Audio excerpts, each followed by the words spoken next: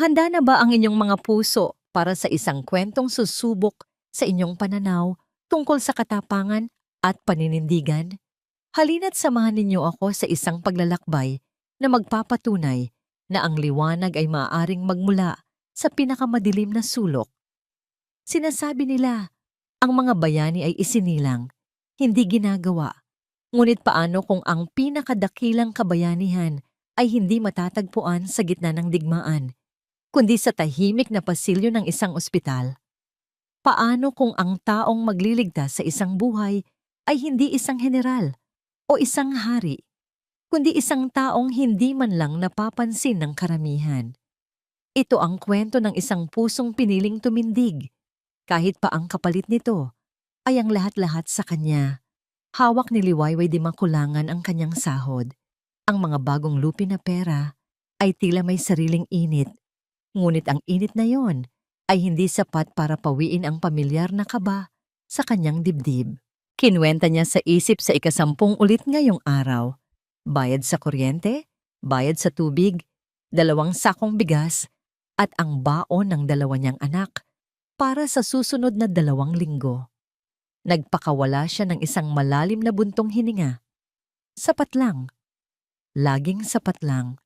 Walang labis, walang kulang. Ngunit hanggang kailan, ang amoy ng panlinis at antiseptiko ang sumalubong sa kanya pagbalik niya sa puso ng Pag-asa Medical Center. Ito ang mundo niya. Ang mundo ng mga basang sahig, mga basurahang kailangang alisan ng laman, at ang sining ng pagiging hindi nakikita. Bilang isang janitress, natutunan na niyang maging parang anino, isang bahagi ng ospital na nariyan lang pero hindi pinapansin. Ngayong hapon, nakatoka siya sa VIP wing. Ang sahig dito ay mas makintab, ang hangin ay mas mabango, at ang katahimikan ay mas malalim. Dito, nananatili ang mga mayayaman, ang mga taong kayang bayaran ang pinakamagandang serbisyo. At sa pinakadulong silid, sa Presidential Suite, naroon ang Pamilya del Cielo. Habang tinutulak ang kanyang cart ng panlinis, bahagyang nakabukas ang pinto ng suite. Sapat lang para marinig niya ang mga boses mula sa loob. Sapat lang para mapahinto siya sa kanyang paglalakad. Hindi na natin kailangang pahabain pa ang isang bagay na malinaw naman ang kahahantungan. Isang malamig at matigas na boses ng babae ang narinig niya. May awtoridad sa bawat salita, parang bakal na hindi kayang baluktutin. Bawasan ang mga hindi importanteng interbensyon, hayaan ang kalikasan na gawin ang kanyang tungkulin. Narinig ni Liwayway ang mahinang pagtikhim ng isang lalaki. Pero Ma'am Isadora, ang sanggol. Mayroon pa tayong magagawa. Ang vitals niya, kahit paano, ay stable pa. Stable! Ang tawa ng babae ay walang kagalakan. Doktor, huwag mo akong gawing tanga. Alam nating pareho na ang stable na yan ay isang hibla na lang ng sinulid. Ang Pamilya del Cielo ay hindi nag-aaksaya ng oras at pera sa mga bagay na wala ng pag-asa. Gawin mo ang sinabi ko. Naramdaman ni Liwayway ang panalamig ng hawakan ng mop sa kanyang kamay. Ang sanggol. Ang munting si Angelo del Cielo. Ilang araw pa lang isinisilang. Nanigas siya sa kanyang kinatatayuan. Ang puso niya'y biglang kumabog ng malakas sa loob ng kanyang dibdib. Ang mga salitang iyon, parang isang hatol. Ang pinto ay bumukas ng malakas at lumabas ang isang matandang babae na may tindig ng isang reyna. Siya si Isadora del Cielo, ang matriarch ng pamilya. Dumaan ito sa tabi ni Liwayway na parang hindi siya nakita, na parang isa lang siyang muebles sa pasilyo. Sumunod ang doktor. Ang muka ay balisa at namumutla. Nang mawala na sila sa paningin, huminga ng malalim si Liwayway at dahan-dahang itinulak ang pinto. Sa loob ng malawak na silid, ang karangyaan ay tila walang saysay. Ang mga mamahaling bulaklak sa florera ay tila nalalanta at ang malambot na ilaw mula sa lampshade ay hindi kayang itago ang bigat ng kalungkutan sa hangin. Ang tanging maririnig ay ang mahinang, ritmikong tunog ng mga makina na nakakabit sa isang incubator sa gitna ng kwarto. Sa tabi nito, nakaupo ang isang babae, payat, maputla, at ang kanyang mga mata ay nakatutok lamang sa munting nilalang sa loob ng salamin. Siya si Sinag del Cielo, ang ina ng sanggol. Hindi siya lumingon nang pumasok si Liwayway. Sinimulan ni Liwayway ang kanyang trabaho sa pinakatahimik na paraan na kaya niya. Pinunasan ang mga mesa, inayos ang mga upuan, at sinimulang lampasuhin ang sahig. Bawat galaw niya ay maingat. Ayaw niyang makagambala sa sagradong sandali sa pagitan ng mag-ina. Habang naglalampaso malapit sa bintana, biglang nagsalita ang babae. Ang boses ay mahina at halos pabulong. "Salamat sa'yo," sabi ni Sinag. Hindi pa rin inaalis ang tingin sa kanyang anak. Natigilan si Liwayway. Bihira siyang kausapin ng mga pasyente, lalo na ng mga taga-VIP wing. Po! Sa wakas ay lumingon si Sinag. Sa kabila ng pamumugto ng kanyang mga mata, may kakaibang kinang ito. Isang kinang ng dalisay na pagmamahal. Ngumiti ito ng bahagya. Isang ngiting pagod ngunit taos puso. Palagi mong sinisigurado na malinis ang silid ng anak ko. Salamat. Isang simpleng pasasalamat, ngunit para kay Liwayway, ito ay parang isang mainit na yakap sa kanyang nanlalamig na puso. Ang isang taong mayaman at makapangyarihan ay napansin siya, nakita siya. Tumango lang si Liwayway. Hindi malaman ang sasabihin. "Wala pong anuman, ma'am." "Sinag na lang," sabi nito, at muling ibinalik ang tingin sa incubator. Ang pangalan niya ay Angelo, ang anghel ko. Naramdaman ni Liwayway ang pamilyar na kirot sa kanyang dibdib. Ang pagmamahal ng isang ina. Pareho lang sila, mayaman man o mahirap. Minadali niyang tapusin ang kanyang trabaho. Dala-dala ang imahe ng malungkot na ngiti ni Sinag at ang tunog ng mga salita ni Doña Isadora na umuulit-ulit sa kanyang isipan. Kinagabihan, sa maliit nilang bahay, pinagmasdan ni Liwayway ang kanyang dalawang anak na mahimbing na natutulog. Hinaplos niya ang buhok ng kanyang panganay at inayos ang kumot ng kanyang bunso. Ang kanilang mga payapang muka, ang kanyang lakas at kahinaan. Sila ang dahilan kung bakit siya nagtitiis sa pagod at puyat. At sila rin ang dahilan kung bakit siya natatakot sa lahat ng bagay. Ang mga salita ni Isadora ay bumalik sa kanya. Hayaan ang kalikasan na gawin ang kanyang tungkulin. Anong klaseng kalikasan yon? Ang isang lola na hahayaang mamatay ang sariling apo? Isang takot na hindi niya maintindihan ang nagsimulang gumapang sa kanyang puso. Paano kung mangyari ito sa kanyang mga anak? Paano kung dumating ang araw na kailanganin nila ng tulong at wala siyang kapangyarihan para ipaglaban sila? Kinabukasan, pilit niyang iwinaksi ang mga iniisip. "Trabaho lang, Liwayway," sabi niya sa sarili. "Huwag kang makialam." Ngunit habang nililinis niya ang basura mula sa suite ng mga Del Cielo, may naramdaman siyang matigas na bagay sa loob ng plastic bag. Dahil sa kuryosidad, binuksan niya ito. Sa ilalim ng mga balat ng prutas at mga basang tissue, may isang bagay na kumislap. Isang maliit na bote ng gamot. Halos wala ng laman. Isang patak na lang ang natitira sa loob. Ang etiketa ay bahagyang napunit. Ngunit malinaw pa rin niyang nabasa ang pangalan ng gamot. Nanlaki ang kanyang mga mata. Biglang nanuyo ang kanyang lalamunan. Kilala niya ang gamot na yon. Iyon ang gamot na ibinibigay sa kanyang yumaong ina para sa matinding sakit nito noon. Isang malakas na pampakalma. Isang gamot na mahigpit na ipinagbabawal sa mga bata. Lalo na sa isang sanggol na kasisilang pa lamang. Nanginginig ang kamay na isinilid niya ang maliit na bote sa kanyang bulsa. Ang puso niya ay dumadagundong na parang tambol. Hindi ito kapabayaan. Ang narinig niya kahapon ay hindi lamang isang usapan. Ito ay isang plano, at ang hawak niya ngayon sa kanyang bulsa ay hindi lang isang bote, ng gamot. Ito ay isang ebidensya.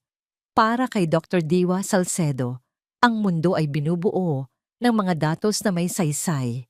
Ang bawat numero sa isang medical chart, ang bawat tunog mula sa isang monitor, ang bawat resulta ng laboratorio. Lahat ay mga piraso ng isang palaisipan na kailangan niyang buuin para iligtas ang isang buhay. At sa loob ng halos isang taon niya, bilang isang pediatric resident sa puso ng Pag-asa Medical Center, natutunan niyang magtiwala sa agham. Ngunit sa mga nagdaang araw, ang tiwalang yon ay unti-unting nababasag. Nakakunot ang noo ni Diwa habang nakatitig sa chart ni Baby Angelo del Cielo. Pang-apat na beses na niyang binabalik-balikan ang mga numero. Oxygen saturation, bahagyang bumababa. Heart rate, hindi regular. Body temperature, pabago-bago. Wala sa mga ito ang malubha kung titingnan ng isa-isa. Ngunit kung pagsasama-samahin, ang mga ito ay nagpinta ng isang larawan ng isang sanggol na hindi gumagaling. Isang sanggol na tila sumusuko. Hindi ito tumutugma sa kanilang kasalukuyang treatment plan. Ang mga gamot na ibinibigay sa sanggol ay dapat sana'y nagpapatatag sa kondisyon nito. Hindi nagpapahina. May mali dito? Bulong niya sa sarili habang kinukuskos ang kanyang sentido. Dala ang chart, nilapitan niya si Dr. Alcaraz, ang senior attending physician na nakatalaga sa VIP wing. Doc, napansin ko lang po sa vitals ni Baby Angelo. Hindi po siya nagre-respond sa medication gaya ng inaasahan. Baka po kailangan nating subukan ang isang supplemental treatment o kaya'y mag-request ng mas malalim na blood panel. Tiningnan lang ni Dr. Alcaraz ang chart ng walang interes, saka ibinalik ito sa kanya. Doktora Salcedo, ang pamilya ay malinaw sa kanilang mga kagustuhan. Conservative management. Huwag nating guluhin ang pasyente sa mga hindi kinakailangang pagsubok. Manatili tayo sa plano. Ang tono niya ay pinal. Walang lugar para sa anumang diskusyon. Pero Doc, bilang mga doktor, hindi ba tungkulin nating gawin ang lahat? Ang tungkulin mo, bilang isang resident, ay sumunod. Putol ni Dr. Alcaraz sa kanya. Ang mga mata nito'y nagbibigay ng babala. Naiintindihan mo ba? Tumango na lang si Diwa. Ang mga salita ay tila bumara sa kanyang lalamunan. Bumalik siya sa nurse's station, dala ang isang pakiramdam ng pagkatalo. Sumunod. Paano siya susunod kung ang sinusunod niya ay tila isang direksyon patungo sa kapahamakan ng kanyang pasyente? Habang dumadaan siya sa pasilyo ng VIP wing, nakita niya si Doña Isadora del Cielo na nakatayo sa labas ng silid, nakikipag-usap sa telepono. Nang makita siya nito, bigla itong nagpaalam sa kausap at hinarap siya.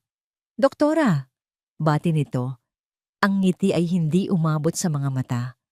Mukhang napapadalas ang pag-aalala mo sa aking apo. Ginagawa ko lang po ang trabaho ko, ma'am. Sagot ni Diwa. Pinipilit na maging magalang. Lumapit si Isadora. Ang mamahaling pabango nito ay tila nakakasakal. Alam mo, hanga ako sa iyong dedikasyon. Ngunit minsan, ang sobrang dedikasyon ay nagiging panghihimasok. Hinawakan nito ng bahagya ang braso ng kanyang puting coat. Baguhan ka pa lang, hindi ba? Isang resident. Marami ka pang dapat matutunan, lalo na ang pagkilala sa iyong lugar. Ang mga salita ay sinabi ng mahinahon, ngunit ang bigat ng mga ito ay parang sampal sa mukha ni Diwa. Ito ay isang malinaw na banta, nakabalot sa seda ng pagkukunwari. Walang nagawa si Diwa kundi tumango at magpaalam. Habang naglalakad siya palayo, naramdaman niya ang malamig na tingin ni Isadora na nakatutok sa kanyang likuran. Sa pagliko niya sa isang pasilyo, sa gitna ng kanyang pagkalito at pagkadismaya, may napansin siya sa kanyang gilid. Isang janitress. Nakatayo ito malapit sa isang pinto, hawak ang isang walis at nakatingin sa kanya ng may kakaibang intensidad. Tila may gusto itong sabihin. Ang mga mata nito ay puno ng takot, pag-aalala. Nagtama ang kanilang mga paningin sa loob ng 1 segundo. Ngunit bago pa man makapagsalita si Diwa, mabilis na umiwas ng tingin ang babae. Kinuha ang kanyang mop at nagmamadaling lumakad palayo na parang may hinahabol. Sandaling natigilan si Diwa. Kakaiba. Ngunit sa dami ng gumugulo sa isip niya, isinantabi niya na lang ito. Gabi na nang matapos ang kanyang shift. Pagod na pagod. Hindi lang sa katawan kundi pati sa isip. Nagtungo siya sa residence lounge, isang maliit na silid na amoy kape at pagod. Nagbuntong hininga siya habang isinasabit ang kanyang stethoscope. Ang mga numero sa chart, ang mga salita ni Dr. Alcaraz, ang malamig na titig ni Doña Isadora. Lahat ay paikot-ikot sa kanyang isipan, isang magulong bagyo ng pagdududa na wala siyang mapanghawakan. Hinubad niya ang kanyang puting coat. Ang bigat nito ay tila simbolo ng bigat ng kanyang responsibilidad. Nang ilalagay na niya ito sa kanyang locker, may naramdaman siyang papel sa bulsa nito. Isang papel na hindi pamilyar sa kanya. Kumunot ang noo niya. Hindi siya naglalagay ng kahit ano sa bulsang yon maliban sa ballpen at maliit na aklat. Dahan-dahan niyang kinuha ang maliit at nakatuping papel. Wala itong pangalan. Wala itong anumang marka. Binuklat niya ito. Sa ilalim ng madilim na ilaw ng lounge, nabasa niya ang sulat kamay na mensahe. Iisang linya lang, nakasulat sa tila nanginginig na letra, ngunit sapat na para patindigin ang lahat ng balahibo sa kanyang katawan at biglang bigyan ng anyo ang lahat ng kanyang mga pangamba. Ang nakasulat, huwag kang magtiwala sa gamot. Ang maliit na bote ng gamot sa bulsa ni Liwayway ay parang isang piraso ng nagbabagang uling. Bawat hakbang niya sa pasilyo ng ospital ay may kasamang bigat. Bawat anino ay tila isang banta. Bawat bulungan ay parang isang akusasyon. Ang sikreto niya ay hindi na lang isang bagay na narinig. Ito ay isang bagay na nahahawakan na niya. Isang konkretong patunay ng kasamaan na nagaganap sa loob ng Puso ng Pag-asa Medical Center. 2 araw na ang lumipas. 2 araw ng walang tulog na gabi at araw na puno ng pagkabalisa.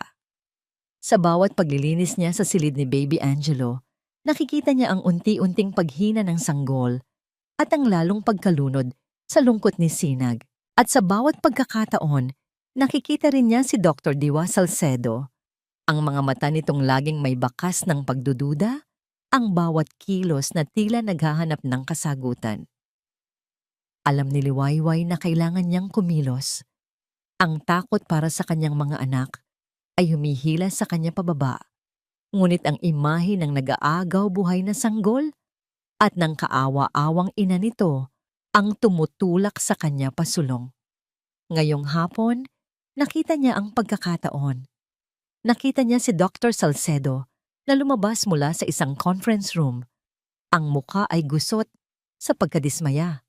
Naglakad ito patungo sa hindi gaanong ginagamit na bahagi ng ospital, ang lumang wing kung saan naroon ang kapilya. Ito na iyon.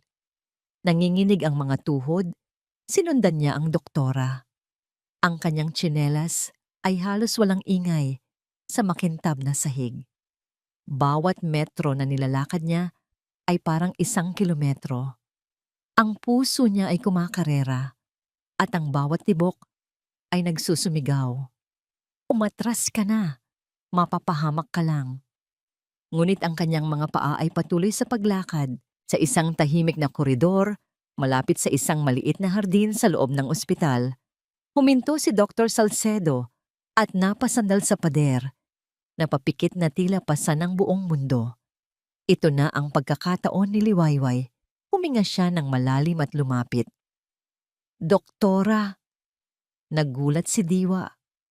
Mabilis itong lumingon. Ang mga mata ay alerto at puno ng pagtatanggol. Sino ka? Anong kailangan mo? Nang makilala siya, bahagyang kumalma ang mukha nito, ngunit napalitan naman ng pagtataka. Ikaw, ikaw yung janitress sa VIP wing, hindi ba? Tumango si Liwayway. Ang mga kamay ay nanginginig sa gilid ng kanyang uniforme. Ako po, Dok. Pipasensya na po sa abala. Ang mga salita ay hirap lumabas sa kanyang bibig. Kung tungkol to sa trabaho, wala ako sa mood ngayon. Pasensya na. Sabi ni Diwa, akmang aalis na. Hindi po. Mabilis na sabi ni Liwayway, ang boses ay mas malakas kaysa sa inaasahan niya. Doktora, tungkol po ito sa sanggol, kay Baby Angelo. Ang pangalang yon ay nagpatigil kay Diwa. Humarap itong muli. Ang buong atensyon ay nasa kanya na ngayon. Anong tungkol sa kanya? Tumingin si Liwayway sa paligid. Walang ibang tao. Ibinaba niya ang kanyang boses sa isang pabulong. Doktora, may narinig po ako noong isang araw. Si Doña Isadora po, kinausap niya si Dr. Alcaraz. Sinabi niya pong, pabayaan na lang daw po ang bata. Nakita ni Liwayway ang pagbabago sa mukha ni Diwa. Mula sa pagtataka, naging matinding pag-aalinlangan. Narinig? Miss, mahirap paniwalaan ang isang bagay na base lang sa narinig. Baka nagkamali ka lang ng... Hindi po ako nagkakamali, Doc. Giit ni Liwayway. At sa pagkakataong ito, kinuha niya mula sa kanyang bulsa ang maliit na bote ng gamot. Inilahad niya ang kanyang nanginginig na palad. At nakita ko po ito. Sa basura po ng kwarto nila. Alam ko po ang gamot na to. Ito po yung gamot sa nanay ko bago siya mamatay. Pampakalma po ito, hindi ba? Hindi po ito para sa isang sanggol. Nanlaki ang mga mata ni Diwa nang makita ang bote. Kinuha niya ito at ang kanyang mga daliri na sanay sa mga instrumento ay siniyasat ito ng maigi. Ang pagdududa sa kanyang mukha ay dahan-dahang napalitan ng isang bagay na mas malalim, mas madilim. Pagkaunawa na may kasamang pangingilabot, ang bote ng gamot, ang misteryosong mensahe sa kanyang bulsa, ang hindi maipaliwanag na paghina ng sanggol, ang lahat ng piraso ng palaisipan ay biglang nagkadugtong-dugtong. Tumingin siya kay Liwayway, ngunit ngayon, ang tingin niya ay iba na. Hindi na ito tingin sa isang hamak na janitress, kundi tingin sa isang kasama sa isang mapanganib na katotohanan. Alam mo ba kung gaano kapanganib ang sinasabi mo? Mahinang tanong ni Diwa. Tumulo ang luha sa mga mata ni Liwayway. Opo, doktora. Natatakot po ako. May mga anak po ako na binubuhay.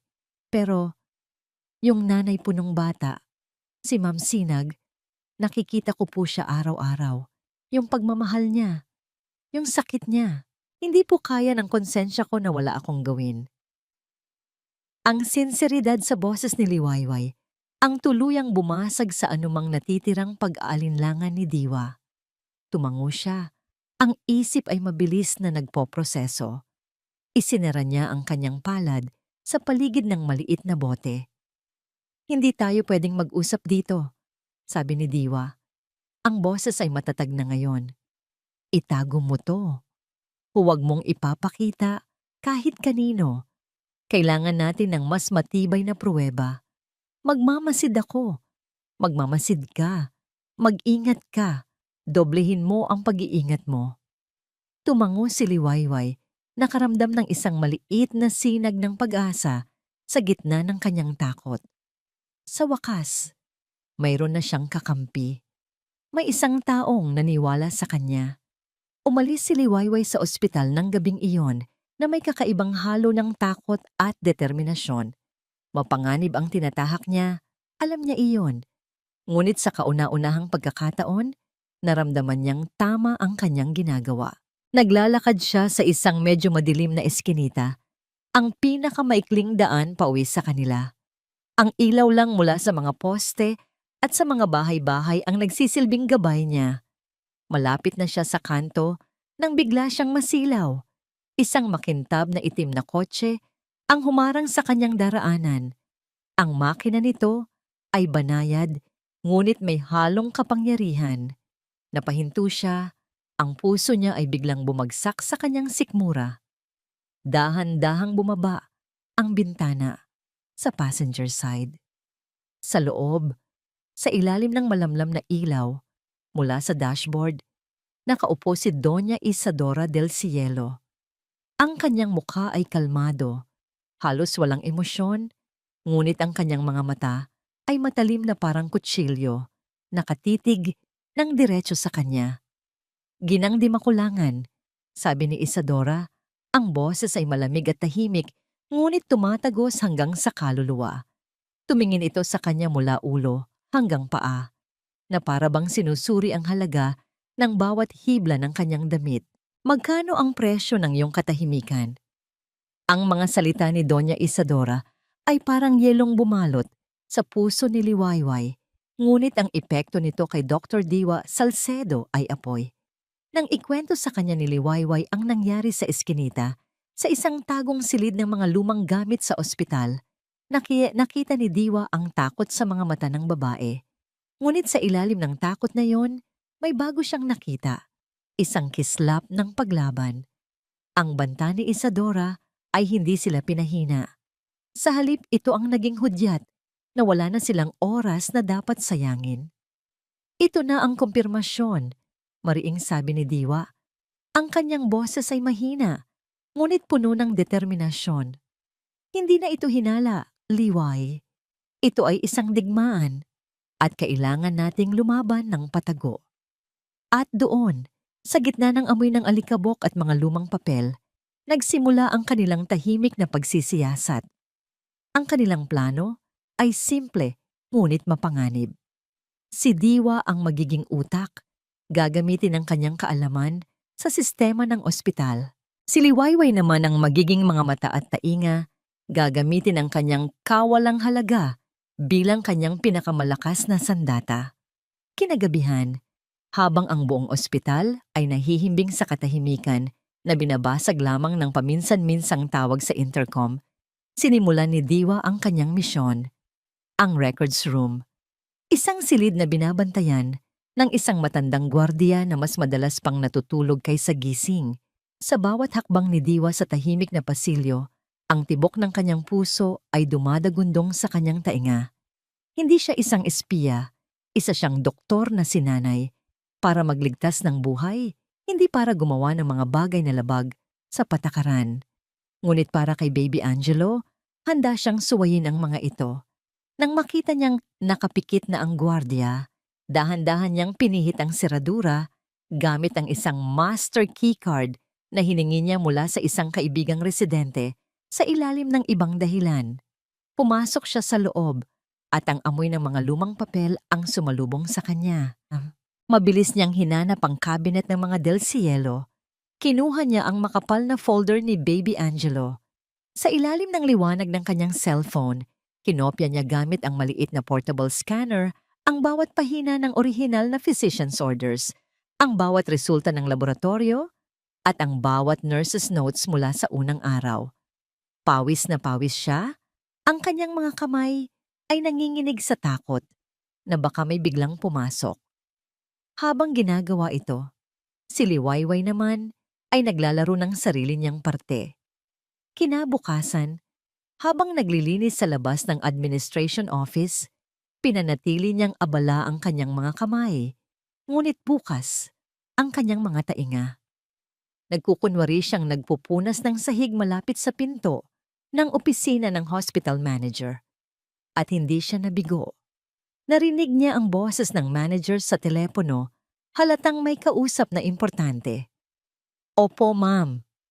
Opo. Naiintindihan ko po. Ang sitwasyon ng Del Cielo ay masilan. Yes, financial discretion is paramount. Tinitiyak po namin na ang lahat ay naaayon sa special arrangements na napag-usapan. Huwag po kayong mag-alala. Hindi naintindihan ni Liwayway ang lahat, ngunit sapat na ang kanyang narinig. Special arrangements. Financial discretion. Ang mga salitang iyon, kasama ng pangalan ng Del Cielo, ay nagpatunay na ang bulok sa sistema ay mas malalim pa kaysa sa inaakala nila. Sa loob ng ilang araw ang kanilang alyansa ay naging mas matatag. Sa gabi, pagkatapos ng kanilang mga shift, nagkikita sila sa kapilya ng ospital para pagtagpi-tagpiin ang mga impormasyong kanilang nakalap. Ngunit kulang pa rin. Kailangan nila ng direktang ebidensya na nag-uugnay sa gamot. Ang tulong ay dumating mula sa isang hindi inaasahang tao. Si Aling Nelia, ang head nurse sa pediatric ward. Isang babaeng nasa huling mga taon na ng kanyang serbisyo. Kilala sa pagiging masungit pero mahusay. Isang hapon, habang naglilinis si Liwayway, nilapitan siya nito. "Di makulangan," sabi ni Aling Nelia. Ang boses ay seryoso. "Napapansin ko ang pagiging malapit ninyo ni Doktora Salcedo. At napapansin ko rin ang pagiging interesado ninyo sa Batang del Cielo." Nanlamig ang buong katawan ni Liwayway. Huli na ba sila? Ngunit nagpatuloy si Aling Nelia. Ibinaba ang kanyang boses. "Matagal na ako dito. Marami na akong nakita. Masyadong malinis ang mga papel ng batang yan. Masyadong perpekto." Tumingin ito sa mga mata ni Liwayway. "Hindi ko alam kung anong binabalak ninyo, pero kung kailangan ninyo ng paraan para makasiguro, mag-ingat kayo." Iniabot ni Aling Nelia ang isang maliit na susi. Susi yan sa medicine stockroom. Minsan kasi, pagkatapos kong mag-round, nakakalimutan kong ilak. Para dire-diretso ang paglilinis mo dyan mamayang gabi at hindi ka na maabala. Isang kindat. Isang simpleng kindat na puno ng kahulugan. Nang gabing iyon, dala ang susi at ang mga kinopyang dokumento ni Diwa. Sabay silang pumasok sa medicine stockroom. Ang tensyon sa loob ng maliit na silid ay halos nahihipo. Habang si Liwayway ang nagbabantay sa pinto, mabilis na hinanap ni Diwa ang pangunahing logbook, ang opisyal na talaan ng lahat ng gamot na inilalabas. Inilatag niya ang kopya ng chart ni Angelo sa tabi ng logbook. Sinimulan niyang ikumpara ang bawat entry. Sa una, lahat ay tumutugma. Ngunit sa ika-4 na araw, nakita niya ito. Sa chart ni Angelo, ang nakasulat ay saline solution, finally as needed. Ngunit sa master logbook, sa parehong petsa at oras, ang gamot na kinuha para sa silid ni Angelo ay hindi saline solution. Nakasulat doon, sa malinaw na letra, diazepam, 10 mg.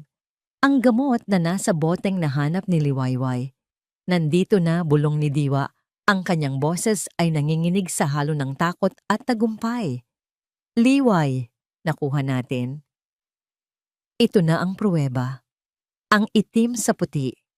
Habang naghahanda na silang umalis, ang kanilang mga puso ay puno ng kaba at pag-asa. May isang bagay na pumukaw sa pansin ni Liwayway. Sa isang maalikabok na sulok ng kisame, malapit sa pinto, may isang maliit na itim na dome. Isang security camera. Itinuro niya ito. "Doc, may camera." Tumingala si Diwa. Ngunit napansin niya agad. Ang maliit na pulang ilaw na dapat sana'y kumikindat-kindat ay patay. "Hindi gumagana," sabi niya. Ngunit lumapit si Liwayway. Dahil sa kanyang trabaho, sanay siyang makita ang mga detalyeng hindi napapansin ng iba. "Doktora, tingnan niyo po." Inakyat niya ang isang maliit na upuan. Ang takip po nito. Parang binuksan. Pinanood siya ni Diwa. Maingat na binuksan ni Liwayway ang maliit na takip sa gilid ng kamera, ang lugar kung saan dapat nakalagay ang memory card. Ang puwang ay walang laman. Ang walang lamang slot ng memory card sa security camera ay hindi naging dahilan ng panghihina ng loob para kina Liwayway at Diwa. Sa halip, ito ay nagsilbing panggatong. Para sa kanila, ito ay isang tanda ng kapabayaan ng kalaban, isang pagkakamali na nagpapatunay na natataranta na ang mga nasa likod ng lahat. Hawak na nila ang pinakamahalagang ebidensya, ang pagkakaiba sa logbook ng gamot. Ito na ang sandata nila. "Sapat na ito," sabi ni Diwa sa kanilang tagpuan sa kapilya. Ang kanyang mga mata ay nag-aalab sa determinasyon. Hindi nila kayang itanggi ang nakasulat sa kanilang sariling opisyal na talaan. Kailangan na nating dalhin ito sa hospital director. Ngunit si Liwayway ay nag-aalangan. Paano kung, paano kung kasabwat din siya, doktora? Dito na pumasok ang kanilang anghel de la guardia, si Aling Nelia. Pagkatapos ng isa pang palihim na pag-uusap, ang head nurse ang nagbigay sa kanila ng lakas ng loob. Tamang-tama ang iniisip ninyo, sabi ni Aling Nelia sa kanila. Ang kanyang mukha ay seryoso at puno ng pag-aalala. Nagpulong sila sa isang bakanteng on-call room. Si Director Almeda, matagal na yan dito. May prinsipyo yan. Hindi iyan papayag sa ganitong klase ng kalokohan. Ngunit kailangan nating gawin ito sa tamang paraan. Ano po ang ibig niyong sabihin, Aling Nelia? Tanong ni Diwa. Huwag kayong bigla-bigla. Kailangan ng formal na reklamo. Ihanda ninyo lahat ng ebidensya. Paliwanag ng head nurse. Isama niyo ang kopya ng chart, ang litrato ng bote ng gamot, at ang kopya ng logbook. Ako na ang personal na mag-i-schedule ng meeting para sa inyo kay Director Almeda. Sasabihin kong ito ay isang urgent patient care concern. Sa ganoong paraan, hindi makakahalata ang kampo ng mga Del Cielo at sasamahan ko kayo para may isa pang senior staff na magpapatunay sa inyong mga sinasabi. Ang mga salita ni Aling Nelia ay parang musikang nagbibigay pag-asa sa kanilang mga tainga. Ang takot sa puso ni Liwayway ay napalitan ng pananabik. Sa wakas, mayroon silang isang makapangyarihang kakampi. Mayroon silang tamang plano, malapit na silang magtagumpay. Kinabukasan, habang si Liwayway ay naglilinis sa labas ng suite ni Angelo, ang pinto ay bahagyang bumukas. Sumenya si Sinag na pumasok siya. Ang silid ay madilim at tanging si Sinag lang ang naroon, nakabantay sa kanyang anak. Liwayway! Bulong ni Sinag. Ang mga mata ay namumugto at puno ng luha. Nanginginig ang mga kamay nitong iniabot sa kanya, ang isang maliit na laruang kuneho na gawa sa tela. Salamat sa lahat. Alam kong nag-aalala ka para sa amin. Ma'am Sinag, huwag. Putol ni Sinag sa kanya habang mahigpit na hinawakan ang kanyang kamay. Ang pagkakahawak nito ay puno ng desperasyon. Wala akong mapagkatiwalaan dito, pero sa'yo, may nararamdaman akong kakaiba. Pakiusap, itago mo ito para kay Angelo. Isang alaala man lang mula sa akin. Niyakap ni Sinag si Liwayway ng mahigpit. Isang yakap na puno ng pasasalamat at lihim na pamamaalam. Bago pa man makapagsalita si Liwayway, bumalik na si Sinag sa tabi ng incubator na tila walang nangyari. Habang nasa staff locker room, tinitigan ni Liwayway ang laruang kuneho. May naramdaman siyang kakaiba sa loob nito. May matigas. Dahan-dahan niyang kinapa at sa isang tahi sa likod, may nahanap siyang isang maliit na siwang. Maingat niya itong binuksan. Sa loob, nakatago ang isang nakatuping papel, isang sulat. Binuklat niya ito at binasa ang sulat kamay ni Sinag. Kung sino ka man ang nakabasa nito, ibig sabihin ay wala na akong lakas para protektahan ang aking anghel. Ang biyenan ko, si Isadora, ay isang halimaw na nakadamit anghel. Naniniwala siyang hindi karapat-dapat ang aking anak sa yaman ng Del Cielo. Naririnig ko ang mga plano niya. Natatakot ako para sa buhay ni Angelo. Pakiusap, iligtas ninyo siya. Humigpit ang pagkakakuyom ni Liwayway sa sulat. Ang huling piraso ng ebidensya, ang motibo. Kinagabihan, sa apartment ni Diwa, inilatag nila ang lahat. Ang mga dokumento ay maayos na inayos ni Diwa. Bawat isa ay may label. Ang bote ng gamot ay nasa isang maliit na plastic bag at ang sulat ni Sinag ang nasa pinakaibabaw. Handa na sila. Bukas ng umaga, 10 a.m., sabi ni Diwa. Ang boses ay puno ng kumpiyansa. Nakaset na ang meeting natin. Inayos na ni Aling Nelia. Bukas Liway. Matatapos na ang lahat ng ito. Ngumiti si Liwayway. Isang tunay na ngiti sa unang pagkakataon sa loob ng maraming araw. Nagpaalam siya kay Diwa at umuwi. Ang puso ay magaan at puno ng pag-asa para sa isang mas magandang bukas. Kinabukasan, 10 minuto bago mag-alas 10, nagkita sila sa pasilyo na patungo sa administration wing. Suot ni Diwa ang kanyang malinis na puting coat at si Liwayway naman ay suot ang kanyang uniforme. Dala ni Diwa ang isang brown envelope na naglalaman ng kanilang katotohanan. Naglakad sila ng may kumpiyansa. Bawat hakbang ay isang hakbang palapit sa hustisya. Bawat hakbang ay para kay Angelo. Ngunit sa pagliko nila sa huling pasilyo patungo sa opisina ng direktor, bigla silang hinarang ng 2 security guard ng ospital. Doktora Salcedo, ginang di makulangan, sabi ng isa sa mga gwardiya. Ang tono ay hindi magalang. Pinapasabi po ng direktor na hintayin niyo raw po siya dito. Nagkatinginan sina Diwa at Liwayway. Ang kanilang kumpiyansa ay biglang napalitan ng pagkalito. Ilang sandali pa, bumukas ang pinto ng opisina. Lumabas si Direktor Almeda. Ang muka ay seryosong-seryoso at hindi siya nag-iisa. Sa tabi niya ay nakatayo si Aling Nelia. Ang muka ay walang emosyon.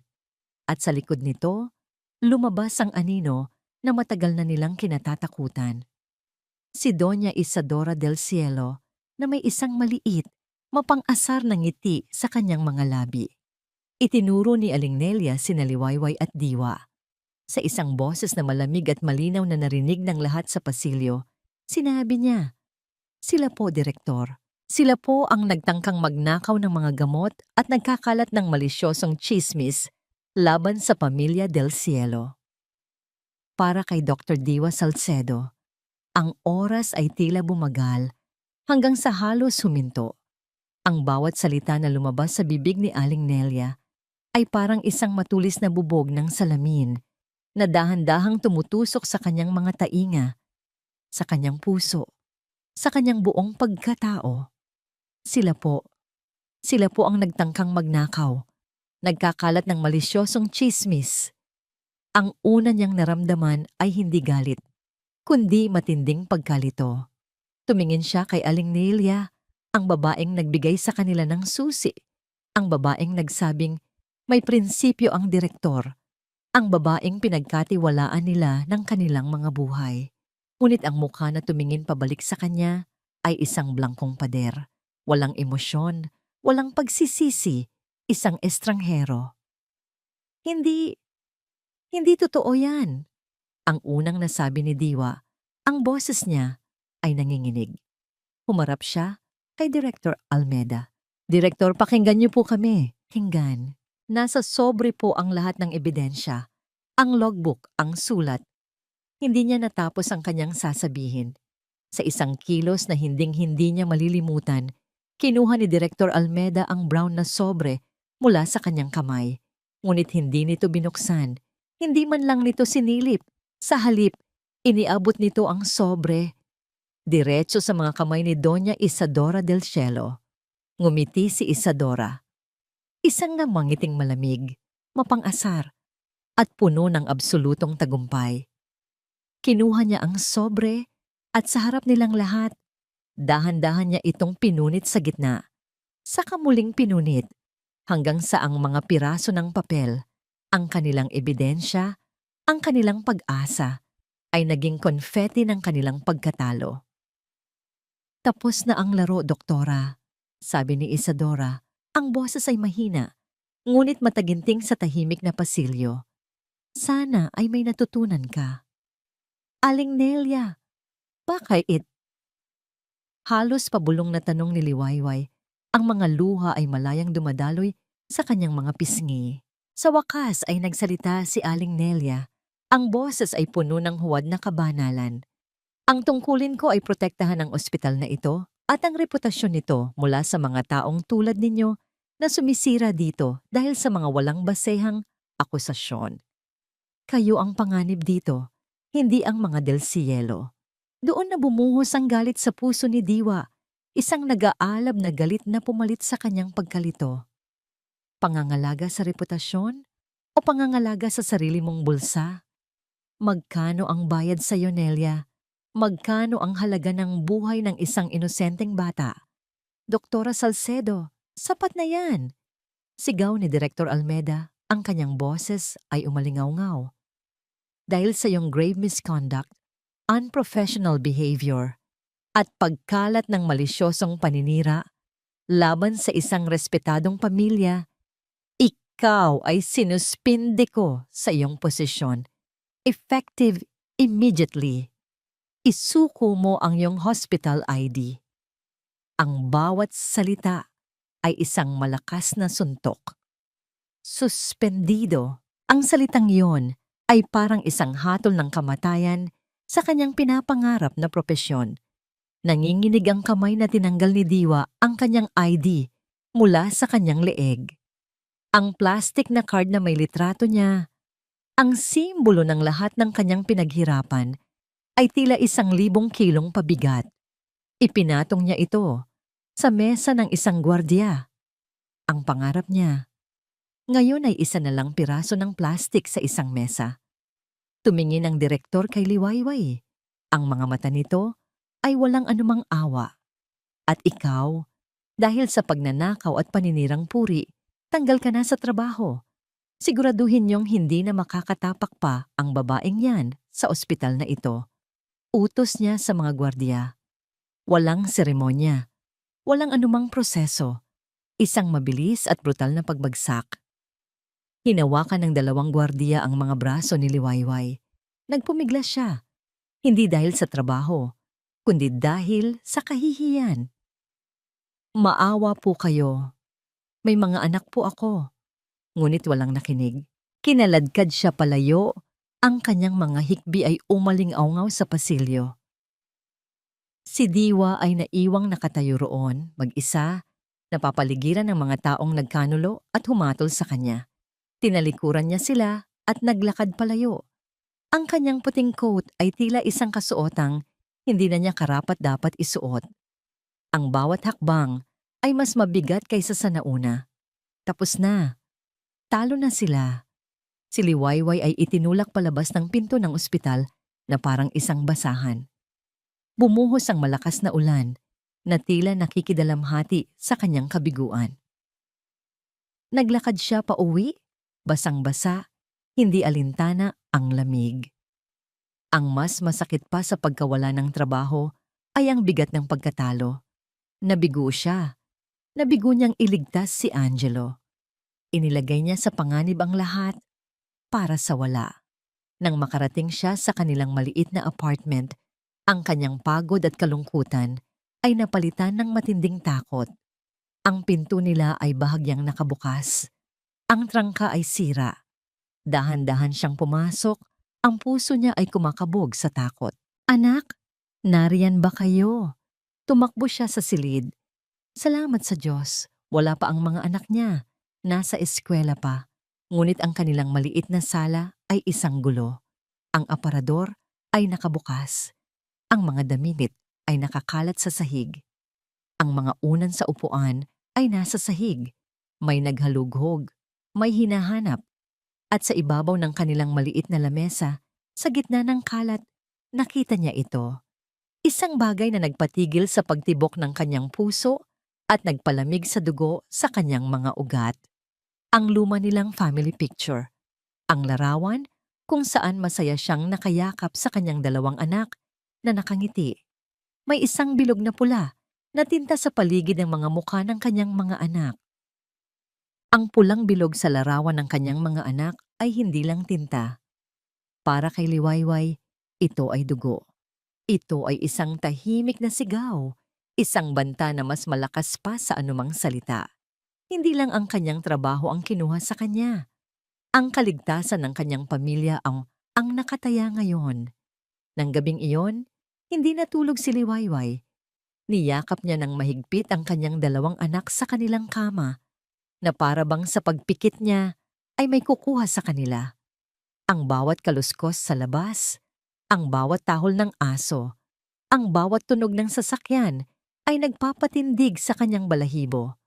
Ang mundo niya, na dating maliit at simple, ay naging isang lugar na puno ng panganib at anino. Wala na siyang trabaho, wala na siyang pera, at ngayon, wala na siyang kapayapaan. Nasa pinakamababang dako na siya ng kanyang buhay. Sa kabilang dako ng lungsod, sa isang maliit at tahimik na apartment, si Dr. Diwa Salcedo ay nakaharap sa sarili niyang pader. Ang kanyang laptop screen ay nagpapakita ng pare-parehong mensahe. Thank you for your interest, but the position has been filled. We regret to inform you. Unfortunately, we cannot proceed. Mula nang masuspindi siya, nagpadala siya ng aplikasyon sa halos lahat ng ospital at klinika sa kalapit na mga probinsya. Ngunit ang balita ay tila mas mabilis pang kumalat kaysa sa apoy. Ang pangalang Dr. Diwa Salcedo ay nabahiran na ng dungis. Ang kwento ng kanyang grave misconduct at paninirang puri sa makapangyarihang pamilya del Cielo ay naging isang babala sa industriya. Walang sino man ang gustong kumuha ng isang doktor na lumalaban sa sistema, lalo na kung ang kalaban ay ang sistemang pinapatakbo ng pera. Ang kanyang pangarap na maging isang magaling na pediatrician na binuo niya sa loob ng maraming taon ng pag-aaral at sakripisyo ay gumuho sa loob lamang ng isang umaga. Ang kanyang propesyon ay ang kanyang pagkatao. At ngayon, pareho silang nawala. Pagkalipas ng 2 araw, naglakas loob si Liwayway na tawagan si Diwa gamit ang isang payphone. Takot na baka nakamonitor ang kanyang lumang cellphone. Nagkasundo silang magkita sa isang lugar kung saan walang sino man ang makakakilala sa kanila. Isang luma at halos abandonadong parke sa kabilang bayan. Umulan na naman. Tila ang langit ay walang katapusang lumuluha para sa kanila. Nakaupo sila sa isang basang bangko sa ilalim ng isang malaking puno ng akasya. Ang mga payong nila ay halos hindi sapat para protektahan sila mula sa ambon. Matagal silang hindi nagsalita. Tanging ang tunog ng patak ng ulan sa kanilang mga payong ang maririnig. Kumusta ka na? Basag ni Diwa sa katahimikan. Ang boses niya ay pagod. Ipinakita ni Liwayway ang isang maliit na sobre na may lamang kaunting pera. Nagbenta po ako ng mga lumang gamit, doktora. Yung plansa, yung bentilador na luma, para lang may pambili ng bigas. Tumingin siya sa malayo. Sinundo ko po yung mga anak ko sa probinsya ng tita ko. Sinabi ko na lang po na may inaasikaso akong importante dito. Mas ligtas po sila doon. Ang bawat salita ay puno ng sakit. Naramdaman ni Diwa ang bigat ng sakripisyo ni Liwayway. Dahil sa kanya, nawalan ito ng trabaho. Dahil sa kanya, napilitan itong mawalay sa kanyang mga anak. Liway, patawarin mo ako. Sabi ni Diwa, ang boses ay basag. Dapat hindi na kita hinikayat. Tingnan mo ang nangyari sa'yo. Sa ating dalawa, masyado akong naging kampante. Masyado akong naniwala na mananalo ang tama. Umiling si Liwayway. Isang mapait na ngiti ang sumilay sa kanyang mga labi. Hindi po kayo ang may kasalanan, doktora. Pareho po tayong naniwala. Ang mali po ay hindi ang ating pinaglalaban. Ang mali po ay ang mundong ito. Ang hustisya po pala. Para lang sa mga kayang bumili nito. Tumingin siya ng diretso sa mga mata ni Diwa. At sa pagkakataong yon, nakita ni Diwa ang isang bagay na mas masakit pa sa galit. Ang pagsuko. Doktora? Sabi ni Liwayway. Ang boses ay halos pabulong na sa hangin at ulan. Hindi ko na po kaya. Titigil na po ako. Uuwi na lang po ako sa probinsya. Doon, kahit mahirap, tahimik. Doon, ligtas ang mga anak ko. Ipagpasa Diyos ko na lang po ang lahat. Patawarin niyo po ako. Walang nagawa si Diwa. Anong karapatan niyang pigilan si Liwayway? Anong karapatan niyang hilingin dito na magsakripisyo pa? Gayong siya mismo ay wala nang maibibigay? Tumayo si Liwayway. Salamat po sa lahat, doktora. Hindi na niya hinintay ang sagot ni Diwa. Tumalikod na siya at nagsimulang maglakad palayo. Ang kanyang maliit na figura ay dahan-dahang nilalamon ng kulay abong kurtina ng ulan. Naiwan si Diwa na nakaupo sa bangko mag-isa. Pinanood niya ang paglayo ni Liwayway, ang paglayo ng kanyang nag-iisang kakampi. Ang pakiramdam ng kabiguan ay parang isang malaking bato na dumagan sa kanyang dibdib. Pinipigilan siyang huminga. Ito na ang katapusan. Talo na sila. Ang kasamaan ang nagwagi. Bumalik si Liwayway sa kanyang apartment na basang-basa at pagod na pagod. Ang plano niya ay simple. Iimpake ang mga natitirang gamit, isasauli ang susi sa may-ari ng apartment, at sasakay ng bus papuntang probinsya sa susunod na araw. Sinimulan niyang iligpit ang mga gamit na nakakalat pa rin mula sa paghalughog. Habang inaayos niya ang isang maliit na kahon na naglalaman ng mga lumang laruan ng kanyang mga anak, nahulog mula rito ang isang bagay, ang laruang kuneho na gawa sa tela. Ang huling alaala na ibinigay sa kanya ni Sinag. Pinulot niya ito. Marumi na ito at bahagyang nabasa ng ulan. Tinitigan niya ito, naaalala ang desperasyon sa mga mata ni Sinag. Isang walang saysay na regalo mula sa isang nawalan ng pag-asa para sa isa pang nawalan na rin ng pag-asa. Sa inis at frustrasyon, ibinato niya ang laruan sa pader. Tug. Isang tunog na hindi tunog ng malambot na tela ang kanyang narinig. Kumunot ang noo ni Liwayway. Lumapit siya at muling pinulot ang laruang kuneho. Kinapa niya ito. Sa loob ng malambot na bulak, may isang bagay na matigas. Mas matigas kaysa sa papel na nahanap niya dati. Maliit at hugis parihaba. Gamit ang nanginginig na mga daliri, muli niyang hinanap ang siwang sa tahi. Pilit niya itong binuksan ng mas malaki. At mula sa loob ng tiyan ng kuneho, sa gitna ng mga puting bulak, may isang bagay na nahulog at kumalansing sa sahig. Isang bagay na maliit, itim at gawa sa plastik. Isang USB flash drive. Ang katahimikan sa apartment ni Diwa ay halos nakabibingi.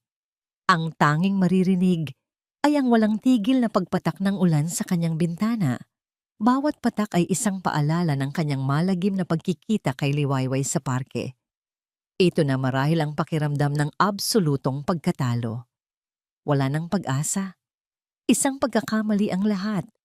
Habang tinititigan niya ang kanyang mga libro sa medisina, tila mga dayuhang sulatin na lamang ang mga ito, mga simbolo ng isang buhay na hindi na niya mababalikan.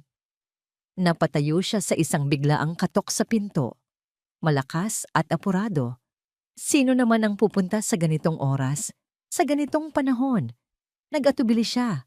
Ngunit muling umalingaw-ngaw ang katok, mas malakas ngayon. Doktora, doktora, buksan niyo po. Ang boses na yon, kilala niya. Si Liwayway. Dali-dali niyang binuksan ang pinto. Sa labas, basang-basa sa ulan, nakatayo si Liwayway. Ngunit hindi ito ang babaeng sumuko at nagpaalam sa kanya kanina. Ang Liwayway na nasa harap niya ngayon ay may ibang kislap sa mga mata, isang halo ng takot at isang nagbabagang pag-asa. Liway? Anong nangyari? Bakit ka bumalik? Walang sinayang na sandali si Liwayway. Pumasok siya at inilabas mula sa kanyang basang jacket ang isang maliit na bagay na binalot niya sa plastik, ang USB flash drive. Doktora, kailangan niyo po itong makita. Sabi niya, ang hininga ay habol. Galing po ito kay Ma'am Sinag. Mabilis na isinaksak ni Diwa ang USB sa kanyang laptop. Ang kanyang mga daliri, na kanina'y pagod at walang sigla, ay naging alisto. Isang video file lang ang laman nito. Para kay Angelo MP4. Nagkatinginan sila ni Liwayway, parehong hindi humihinga habang naglo-load ang video. Nagsimula ang video. Malabo at nanginginig, halatang kuha mula sa isang nakatagong angulo. Marahil ay mula sa isang cellphone na itinago sa pagitan ng mga unan sa sofa. Ang nakikita nila, ay ang incubator ni Angelo. Pagkatapos ay pumasok sa frame ang dalawang tao, si Isadora del Cielo at si Aling Nealing Nelia. Narinig nila ang boses ni Isadora, malinaw at malamig. Siguraduhin mong walang makakakita sa'yo at siguraduhin mong tama ang dosis. Ayokong magkaroon ng anumang bakas. Pagkatapos ay nagsalita si Aling Nelia. Ang boses ay may bahid ng pag-aatubili. Pero Ma'am Isadora, ito po ay delikado. Baka po hindi na kayanin ng bata. Isang malupit na tawa ang narinig nila mula kay Isadora. Iyon naman talaga ang punto. Hindi ba, Nelia? Gawin mo na. O baka gusto mong ipaalala ko sa'yo kung paano kita tinulungan sa problema ng anak mong nalulong sa sugal? Nanigas sina Diwa at Liwayway sa kanilang kinauupuan. Sa video, kitang-kita nila kung paano bumagsak ang mga balikat ni Aling Nelia sa pagkatalo. Wala itong nagawa. Sunod-sunuran.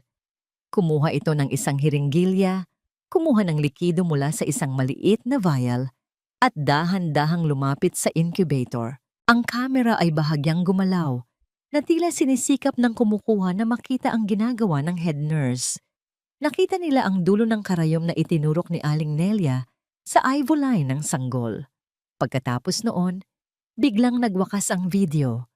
Isang itim na screen. Nakatitig lang si Diwa sa screen. Ang kanyang mukha ay isang maskara ng galit at pangingilabot. Ang panginginig sa kanyang mga kamay ay bumalik, ngunit hindi na dahil sa takot. Dahil na ito sa matinding galit. Kaya pala, bulong niya. Kaya pala ganoon kabilis bumagsak ang vitals niya. Hindi ito kapabayaan. Ito ay planadong pagpatay. Tumingin si Liwayway sa kanya. Ang mga mata ay puno ng panibagong luha. Ngunit ngayon, may kasama itong apoy. Si Ma'am Sinag. Inilagay niya sa panganib ang sarili niya para dito. Ito na po, Doktora. Ito na ang huling alas natin. Ang salitang alas, ang gumising sa diwa ni Diwa. Tama si Liwayway. Ang pagkatalo nila kanina ay isang ilusyon lamang. Ang tunay na laban ay ngayon palang magsisimula. Pero natuto na sila. Hindi na tayo pwedeng bumalik sa ospital, maring sabi ni Diwa, habang mabilis na kinokopya ang video file sa isa pang USB at sa kanyang cloud storage. Hindi natin pwedeng pagkatiwalaan ang direktor, o si Dr. Alcaraz, o kahit sino. Sa administrasyon, malamang, bayad silang lahat. Kahit sa pulis, hindi tayo sigurado. Ang kapangyarihan ng mga Del Cielo ay parang galamay ng pugita. Abot nito ang lahat. Ano na po ang gagawin natin? Tanong ni Liwayway. Ang kanyang boses ay puno ng determinasyon ngayon. Kailangan natin ng kakampi na hindi nila kayang bilhin, sagot ni Diwa. Kailangan natin ng ingay. Isang ingay na hindi nila kayang patahimikin.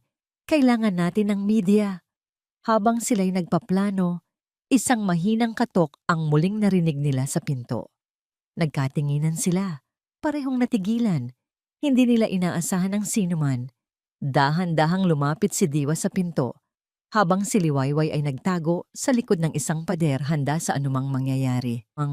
Sino yan? Tanong ni Diwa. Doktora Salcedo? Ako po ito, si Celso, yung gwardiya po sa ospital, yung matanda na po. Nag-aalangang binuksan ni Diwa ang pinto. Pumasok ang isang matandang lalaki na payat at nakayuko. Ang uniforme ay bahagyang basa sa ulan. Si Mang Celso, ang gwardiyang madalas bigyan ni Liwayway ng kape at tinapay tuwing gabi. Mang Celso, paano niyo po nalaman na nandito ako? Anong kailangan niyo? Pasensya na po sa abala, Doktora, Ma'am Liway, sabi ng matanda. Tumango kay Liwayway. Hindi po ako mapakali. Nakita ko po ang ginawa nila sa inyo kanina. Mali po yon. Huminga siya ng malalim. Matagal na po akong nagtatrabaho doon. Marami na po akong nakikita at naririnig. Ang pagpapalit ng mga gamot, ang mga special arrangements, hindi po ito ang unang beses. Matagal na pong ginagawa ng mga Del Cielo yan sa mga taong hindi nila gusto. at si Aling Nelia. Baon po sa utang ang pamilya noon. Ang mga Del Cielo po ang tumulong sa kanya. Ang bawat salita ng matanda ay karagdagang pako sa kabaong ng kasinungalingan. Alam ko pong delikado ito, pagpapatuloy ni Mang Celso. Pero may apo rin po ako. Kung may isang tao po na pwedeng tumulong sa inyo, yun po ay si Benji Castro. Isa po siyang journalist. Matapang po yon at hindi nababayaran. Dati niya pong tinulungan ang pamangkin ko sa isang kaso. Baka po pakinggan niya kayo. Iyon na ang senyales na hinihintay nila. Nagkatinginan sina Diwa at Liwayway. Hindi sila nag-iisa. Salamat po, Mang Celso. Maraming salamat po. Sabi ni Diwa, ang kanyang boses ay puno ng pasasalamat. Pagkaalis ng matanda, mabilis na kumilos si Diwa. Hinanap niya ang pangalan ni Benji Castro sa internet. Isa itong respetadong investigative journalist na may sariling online news program. Nakuha niya ang address ng opisina nito. Kailangan nating pumunta doon ngayon na, sabi ni Diwa. Bawat minutong nasasayang ay panganib sa buhay ni Angelo. Sumakay sila sa luma, ngunit matatag na kotse ni Diwa. Ang malakas na ulan ay patuloy na humahampas sa kanilang windshield na tila sinusubok na pigilan sila sa kanilang misyon. Ang tensyon sa loob ng sasakyan ay masidhi. Hawak ni Liwayway ang orihinal na USB na para bang ito ang pinakamahalagang bagay sa mundo. Malapit na tayo, Liway, sabi ni Diwa. Sinusubukang pakalmahin ang sarili. Sa wakas, may makikinig na sa atin. Habang binabaybay nila ang isang madilim at hindi pamilyar na kalsada, isang nakakasilaw na ilaw ang biglang lumitaw sa kanilang rearview mirror. Isang malaking itim na SUV, mabilis ang takbo, at papalapit ng papalapit sa kanila. Walang busina, walang anumang babala. Ano to? Kinakabahang sabi ni Diwa, habang mas lalong humigpit ang kapit sa manibela. Bago pa man sila makareact, naramdaman nila ang isang malakas, nakabibiinging pagbangga mula sa likuran. Ang tunog ng nayuping metal at nabasag na salamin ay umalingaw-ngaw sa gabi. Ang kanilang kotse ay umikot ng walang kontrol sa basang kalsada. Ang huli nilang nakita ay ang mga ilaw ng poste na umiikot-ikot bago sila nilamon ng kadiliman. Ang unang naramdaman ni Liwayway ay ang matalas na sakit sa kanyang braso at ang lasa ng dugo sa kanyang bibig. Ang pangalawa ay ang amoy ng nasusunog na goma at ang walang tigil na tunog ng busina ng kanilang kotse. Dahan-dahan niyang iminulat ang kanyang mga mata. Ang mundo ay nakabaligtad. Ang ulan ay pumapasok sa basag na bintana. Doktora, hirap niyang sabi habang umuubo. Sa tabi niya, dahan-dahan gumalaw si Diwa. May sugat ito sa noo at dumudugo. Ngunit gising. Liway, ayos ka lang? Oo po, sagot ni Liwayway. Kahit na ang bawat paghinga ay may kasamang sakit, ang kanilang kotse ay nakatagilid sa gilid ng kalsada. Wasak ang likuran. Ang itim na SUV na bumangga sa kanila ay huminto ilang metro ang layo. Ang mga headlight nito ay nakatutok sa kanila na parang mga mata ng isang mandaragit. Ang USB, ba? Biglang naalala ni Diwa, ang boses ay puno ng panik. Kinapa ni Liwayway ang kanyang bulsa. Naroon pa. Mahigpit niya itong hinawakan. Nasa akin pa po, doktora. Nakita nila ang pagbukas ng pinto ng SUV. Dalawang malalaking lalaki ang bumaba. Ang kanilang mga muka ay hindi maaninag dahil sa silaw ng ilaw. Ngunit malinaw ang kanilang pakay. Naglalakad sila papalapit sa kanila, walang pagmamadali, na para bang mga lobo na papalapit sa kanilang nasugatang biktima. Kailangan nating makaalis dito, ngayon na, mariing sabi ni Diwa. Sinubukan niyang buksan ang kanyang pinto, ngunit naipit ito. Puno ng determinasyon, Paulit-ulit niyang sinipa ito gamit ang kanyang buong lakas hanggang sa ito'y bumukas ng bahagya. Lumabas ka, Liway. Sa bintana, utos niya. Sumunod si Liwayway. Gamit ang natitirang lakas, inakyat niya ang upuan at lumabas sa basag na bintana. Sa gilid ni Diwa, maingat na huwag masugatan palalo. Nang makalabas, tinulungan niya si Diwa na makalabas din. Doon tayo. Sigaw ni Diwa, itinuturo ang isang madilim na eskinita sa pagitan ng mga gusali. Hindi nila tayo masusundan doon gamit ang kotse. Nagsimula silang tumakbo. Bawat hakbang ni Liwayway ay isang pagsubok ng sakit at pagtitiis. Narinig nila ang mga sigaw ng mga lalaki sa kanilang likuran. Ang takbuhan ay nagsimula.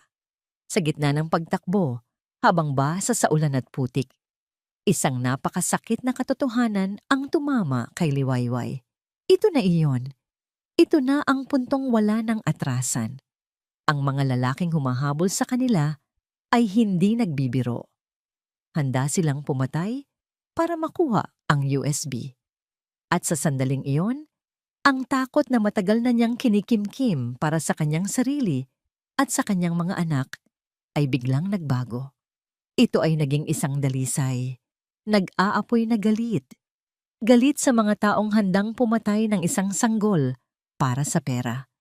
Galit sa mga taong handang manakit ng isang ina para pagtakpan ang kanilang kasalanan. At sa galit na yon, nakahanap siya ng isang bagong klaseng lakas. Doktora, hindi po pwede, sabi ni Liwayway habang humihinto sila sandali sa isang madilim na sulok para habulin ang kanilang hininga. Si Diwa ay halatang nahihirapan na ang kanyang sugat sa noo ay patuloy na dumudugo. Anong ibig mong sabihin? Tanong ni Diwa. Hindi po pwedeng dalawa tayong pupunta. Paliwanag ni Liwayway, ang kanyang boses ay mabilis ngunit malinaw. Kayo po ang hinahanap nila. Kilala po nila ang kotse niyo, ang mukha niyo. Pero ako, sino po ba ako para sa kanila? Isa lang po akong janitress, isang anino. Hindi po nila ako kilala. Inilahad niya ang USB kay Diwa. Kunin niyo po ito. Hindi, Liway. Delikado. Sabay tayong pupunta. Giit ni Diwa. Mas delikado po kung magkasama tayo. Madiing sabi ni Liwayway. Doktora, pakinggan niyo po ako. Magtago po kayo. Tumawag po kayo kay Mang Celso. Magpasama po kayo sa kanya. Ako na po ang pupunta. Ako po ang mag-aabot nito kay Mr. Castro. Liway, hindi kita pwedeng iwan, sabi ni Diwa. Ang mga mata ay puno ng pag-aalala. Hinawakan ni Liwayway ang mga kamay ng doktora. Malamig at nanginginig. Doktora Diwa, sabi niya. Sa unang pagkakataon ay tinawag niya ito sa pangalan nito na walang doktora. Nagtiwala po kayo sa akin noong una. Pakiusap po magtiwala po kayo ulit sa akin ngayon. Ito na po ang laban ko para kay Angelo, para sa mga anak ko. Nakita ni Diwa sa mga mata ni Liwayway ang isang bagay na hindi niya pa nakikita dati. Ang tapang ng isang ina na handang isugal ang lahat. Walang salita. Kinuha ni Diwa ang kopya ng USB na nasa kanyang bulsa at ibinigay ito kay Liwayway. Kinuha naman ni Liwayway ang orihinal mula sa kanya at ibinigay ito kay Diwa. Nagpalitan sila. Isang tahimik na kasunduan. Mag-ingat ka, Liway. Halos pabulong na sabi ni Diwa. Tumango si Liwayway. Mabilis siyang tumalikod at tumakbo sa kabilang direksyon. Palayo kay Diwa. Palayo sa panganib. At patungo sa isang mas malaking panganib. Naghubad siya ng kanyang jacket na iniwan sa isang basurahan para hindi siya madaling makilala. Ang kanyang damit sa ilalim ay isang simpleng t-shirt at pantalon.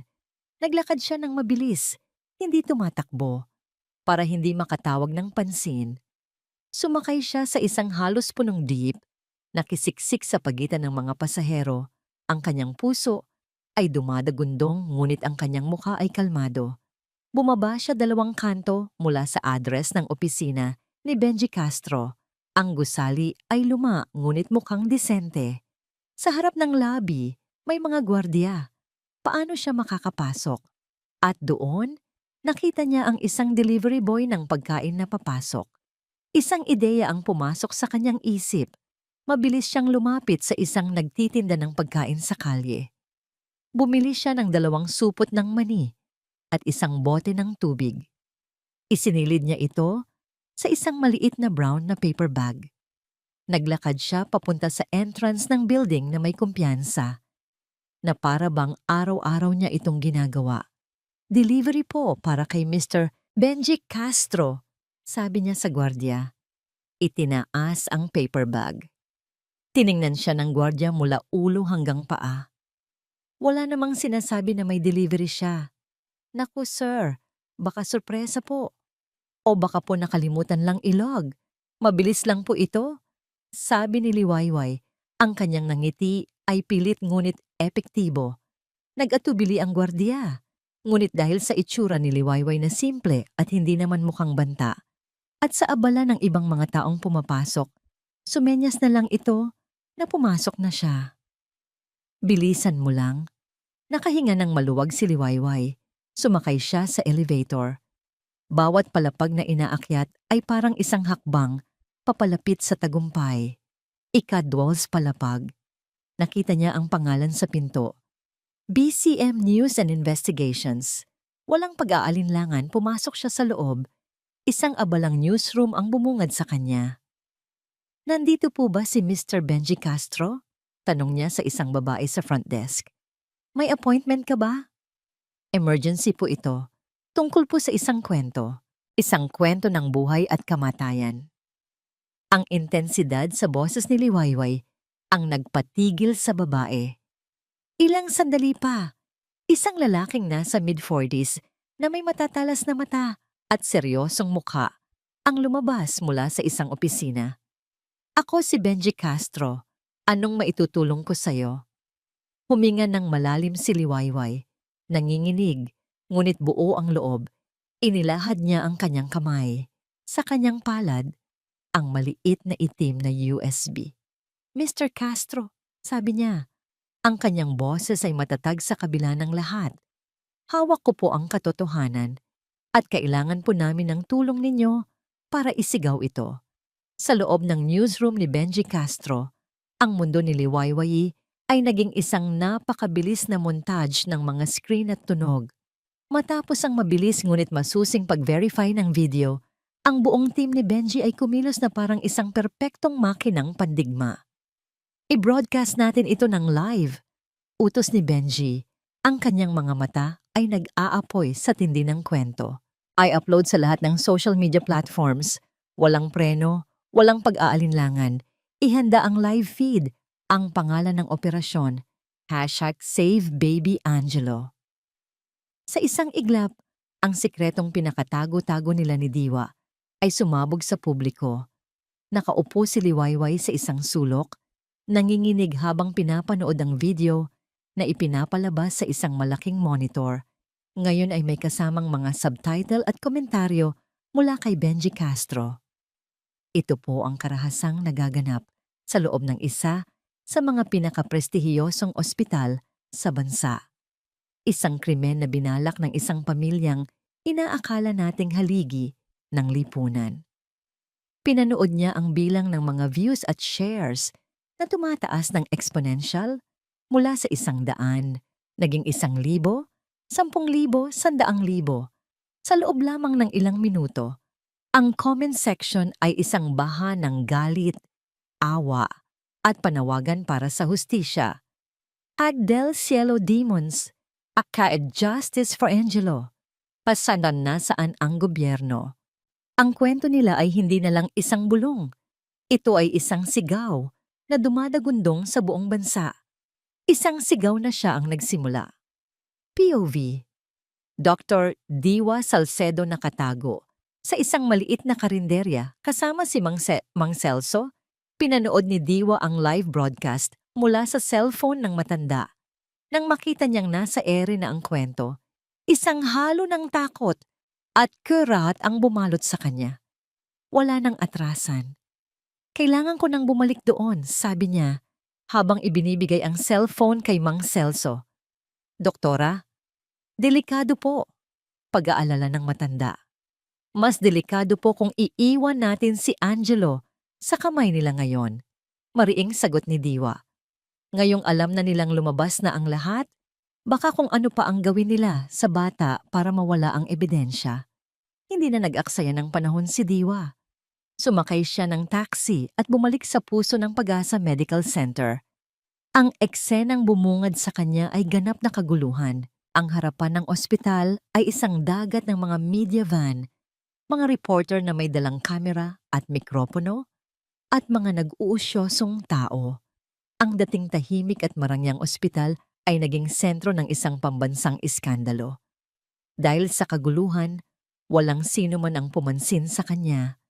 Naglakad siya papasok. Ang puso niya ay kumakabog. Sa loob, ang mga staff ay nagkakagulo. Ang mga telepono ay walang tigil sa pagtunog. Nakita niya si Director Almeda sa gitna ng lobby. Pawis na pawis habang sinusubukang kausapin ang mga security. Ngunit hindi siya ang pakay ni Diwa. Nilagpasan niya ang lahat.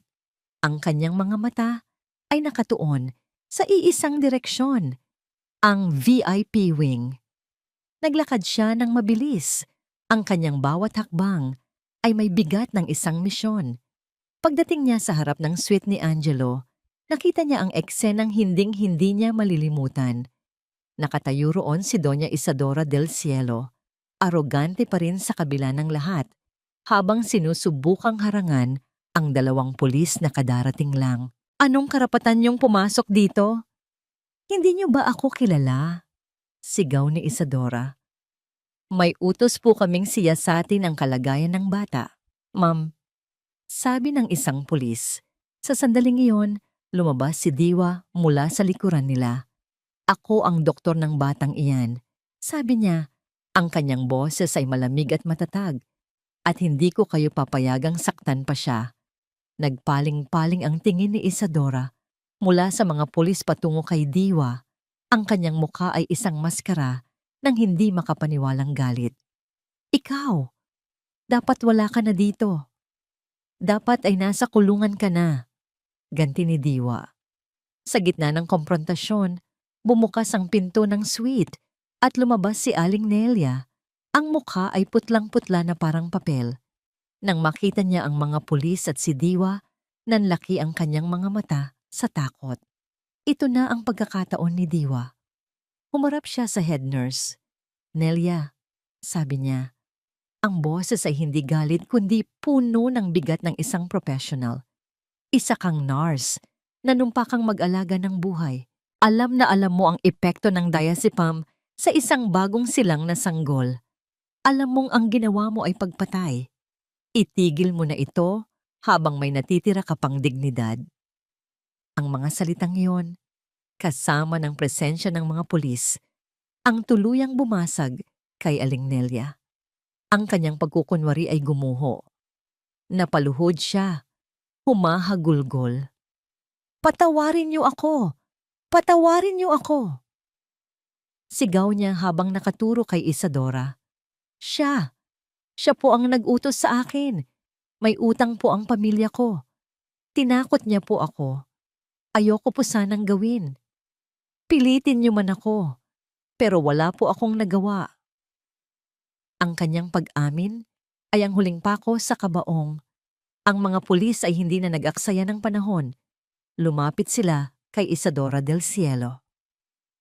Ma'am Isadora del Cielo, inaaresto ka namin dahil sa suspicion of attempted murder and conspiracy, sabi ng pulis habang inilalabas ang posas. Sa unang pagkakataon, nakita ni Diwa ang pagbagsak ng maskara ni Isadora. Ang arogansya ay napalitan ng pangingilabot. Ang kapangyarihan ay napalitan ng pagkatalo. Hindi niyo pwedeng gawin to sa akin. Hindi niyo ako kilala. Ang tunog ng pag-click ng posas sa kanyang mga pulsuhan ay ang pinakamatamis na tunog na narinig ni Diwa. Ang hustisya, kahit na naantala, ay sa wakas dumating na. Ngunit ang kanilang tagumpay ay biglang naputol. Mula sa loob ng silid, isang malakas at nakakabahalang tunog ang biglang umalingaw-ngaw. Isang tunog na kilalang-kilala ng bawat doktor at nurse. Ang tunog ng panganib. Isang nurse ang sumigaw mula sa loob. Code Blue! Code Blue! Sa VIP suite! Arrest ang pasyente! Ang lahat ng tagumpay ay biglang naglaho sa isip ni Diwa. Wala ng Isadora. Wala ng pulis. Tanging isang bagay lang ang mahalaga. Tumakbo siya papasok sa silid. Ang dibdib ni Baby Angelo ay hindi na gumagalaw. At sa monitor ng puso, isang tuwid na linya na lamang ang nakaguhit, kasabay ng isang walang katapusan, nakabibinging tunog. Ang salitang Code Blue ay isang kidlat na gumising sa buong pediatric ward. Sa isang iglap, ang sweet ni Baby Angelo, na dating simbolo ng katahimikan at karangyaan, ay naging sentro ng isang desperadong laban para sa buhay. Get the crash cart! Sigaw ni Diwa. Ang kanyang boses ay puno ng awtoridad na nawala sa kanya sa loob ng maraming araw. Ang pagiging suspendido niya ay kinalimutan na. Sa sandaling iyon, hindi siya isang outcast. Isa siyang doktor na may isang pasyenteng kailangang iligtas. Ang mga nurse ay kumilos ng mabilis. Dala ang crash cart, sinimulan ni Diwa ang resuscitation. Start compressions! 1, 2, 3, 4. Ang kanyang mga kamay, na minsay nanginginig sa takot, ay naging matatag. Ang kanyang isip, na minsay puno ng pagdududa, ay naging matalas. Habang nagbibigay ng chest compression sa napakaliit na dibdib ng sanggol, isang bagay lang ang nasa isip niya. Labanan mo ito, Angelo. Labanan mo ito. Maraming tao ang lumaban para sa'yo. Epinephrine. 1 milligrams, utos niya. Isang nurse ang mabilis na nag-abot nito sa kanya. Itinurok niya ito sa IV line. Continue compressions. Ang bawat segundo ay parang isang oras. Ang bawat tibok ng orasan ay isang paalala ng buhay na nawawala sa kanilang mga kamay. Sa labas ng silid, ang drama ng pag-aresto kay Isadora del Cielo ay nagpatuloy. Ngunit sa loob, ang tanging drama na mahalaga ay ang laban sa pagitan ng buhay at kamatayan. Pagkatapos ng tila walang katapusang mga minuto, isang mahinang tunog ang muling narinig nila mula sa monitor. Isang blip. Sinundan ng isa pa. Blip! Blip! Blip! We have a rhythm! Sigaw ng isang nurse, isang kolektibong buntong hininga ng karahat ang bumalot sa silid. Ang tuwid na linya sa monitor ay napalitan ng isang mabagal ngunit regular na alon. Ang dibdib ni Angelo ay muling nagsimulang gumalaw ng kusa. Hindi pa siya ligtas, ngunit bumalik siya. Lumaban siya. Prepare him for transfer to the NICU, Neonatal Intensive Care Unit. Sabi ni Diwa, ang kanyang boses ay pagod ngunit matatag. He needs constant monitoring. Habang inihahanda ng mga nurse ang incubator para sa paglipat, napasandal si Diwa sa pader. Ang kanyang mga tuhod ay nanginginig sa wakas. Tapos na ang adrenaline. Ngayon lang niya naramdaman ang bigat ng lahat ng nangyari. Tumingin siya sa maliit na mukha ni Angelo. Isang mukha na halos hindi na nila nakita muli. Samantala, sa labas ng ospital, ang balita ng pag-aresto sa matriarch ng Del Cielo ay kumalat na parang wildfire. Ang video ni Benji Castro, kasama ng live footage ng pagdakip, ay naging pambansang usap-usapan. Ang puso ng Pag-asa Medical Center ay agad na naglabas ng isang pahayag. Sinuspinde si Director Almeda at Dr. Alcaraz at nangangakong magsasagawa ng isang buong investigasyon. Ang pamilya Del Cielo, na dating nasa tuktok ng lipunan, ay gumuho sa kahihiyan sa loob lamang ng ilang oras. Si Liwayway ay nanatili sa newsroom, pinapanood ang lahat sa TV. Bawat eksena, ang pag-aresto, ang pag-amin ni Aling Nelia, ang pagkakagulo sa ospital, ay parang isang panaginip. Siya, isang hamak na janitress, ay naging instrumento para sa pagbagsak ng isang makapangyarihang dinastiya. Nang ibalita na ang kalagayan ni Baby Angelo ay critical but stable, napahagulhol si Liwayway. Hindi luha ng kalungkutan, kundi luha ng matinding karahat at pasasalamat. Niyakap siya ng mga staff ng newsroom, mga estrangherong naging kasama niya sa tagumpay. Kinabukasan, isang bagong araw ang sumikat. Isang tunay na liwayway. Si Diwa ay ipinatawag sa opisina ng bagong talagang interim director ng ospital. Sa halip ng mga akusasyon, sinalubong siya ng mga salita ng pasasalamat at paghingi ng tawad. Ang kanyang suspension ay binawi at ang kanyang pangalan ay nilinis. Siya ay hindi na isang outcast, siya ay isang bayani. Doktora Salcedo, ang iyong katapangan ay nagligtas, hindi lamang sa isang bata, kundi pati na rin sa integridad ng ospital na ito, sabi ng bagong direktor. Si Liwayway naman ay pinuntahan ng mga reporter. Ang kanyang kwento, ang kwento ng invisible na janitress na may tapang ng isang leon, ay nasa front page ng lahat ng pahayagan. Inalok siya ng pera, ng mga interview, ng kasikatan. Ngunit tinanggihan niya ang lahat. Ang gusto lang niya ay makita ang kanyang mga anak. Isang hapon, ilang araw, matapos ang lahat, habang naglalakad si Diwa sa pasilyo ng NICU, nakita niya si Liwayway na tahimik na nakatayo sa labas ng salamin. Pinapanood si Baby Angelo na natutulog ng mahimbing sa incubator. Ngayon ay wala ng mga delikadong gamot na dumadaloy sa kanyang katawan. Sa tabi ni Liwayway, nakatayo si Sinag. Malaya na mula sa takot sa kanyang biyenan. Ang kanyang muka ay may bakas pa rin ng kalungkutan. Ngunit ngayon ay mayroon ng puwang para sa pag-asa. Nang makita ni Sinag si Liwayway, walang salitang namutawi. Niyakap niya ito nang mahigpit, isang yakap na puno ng pasasalamat na hindi kayang tumbasan ng anumang salapi. Salamat! Salamat sa pagligtas sa aking anghel, bulong ni Sinag sa pagitan ng mga hikbi. Utang ko sa iyo ang buhay niya. Ginawa ko lang po ang tama, sagot ni Liwayway habang niyayakap din si Sinag. Lumapit si Diwa sa kanila at ang tatlong babae, ang ina, ang tagapagligtas, at ang manggagamot ay sama-samang pinanood ang sanggol na naging simbolo ng kanilang pinag-isang laban. Bago umalis si Liwayway, hinarap siya ng bagong direktor ng ospital. Ginang di makulangan, gusto naming kilalanin ang iyong kabayanihan.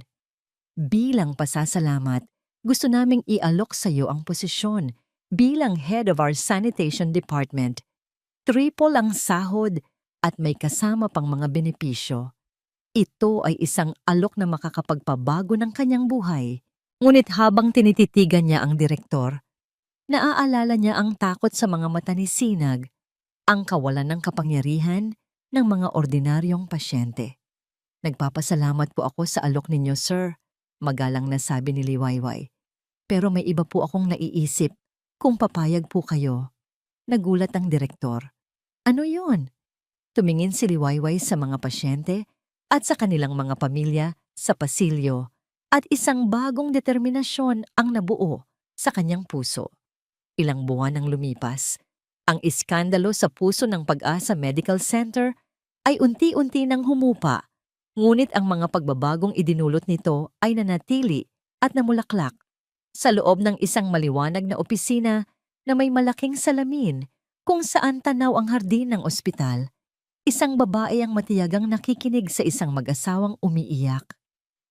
Hindi po namin maintindihan ang mga sinasabi ng doktor, sabi ng ina, habang hawak ang kamay ng kanyang asawa.